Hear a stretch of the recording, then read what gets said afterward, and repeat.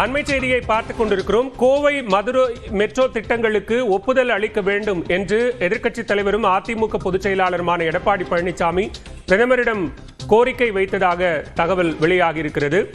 Kovai Madurai metro திட்டங்களுக்கு அனுமதி இன்றி அத்திட்டங்கள் மத்திய அரசால் நிராகரிக்கப்பட்ட நிலையில் தற்போது அது தொடர்பாக இன்று கோவை விமான நிலையத்தில் பிரதமரை வரவேற்ற அதிமுக பொதுச் செயலாளர் எடப்பாடி பழனிசாமி கோரிக்கை வைத்ததாக தகவல் வெளியாகியிருக்கிறது. அண்மை செய்தியாக பார்த்துக் கொண்டிருக்கிறோம்.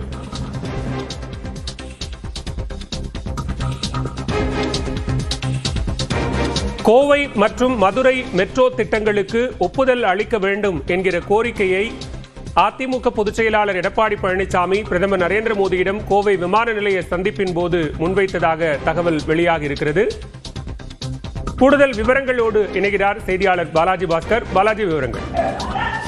அதாவது கோவைக்கு வந்துள்ள பிரதமர் நரேந்திர மோடி அவர்களிடம் தற்போது அதிமுக பொதுச் செயலாளர் எடப்பாடி பழனிசாமி மனு ஒன்றை அளித்திருக்கிறார்.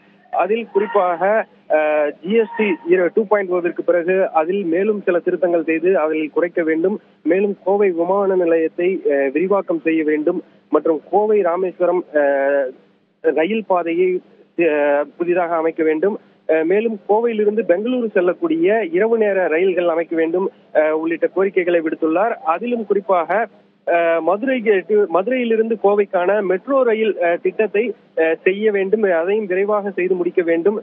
உடனடியாக கோவையிலிருந்து மதுரை வரையில் செல்லக்கூடிய இந்த மெட்ரோ ரயில் திட்டத்தினை விரைந்து அறிவித்து அதனை விரைவாக முடிக்க வேண்டும் என்ற ஒரு கோரிக்கையை அவர் கொடுத்திருக்கிறார்.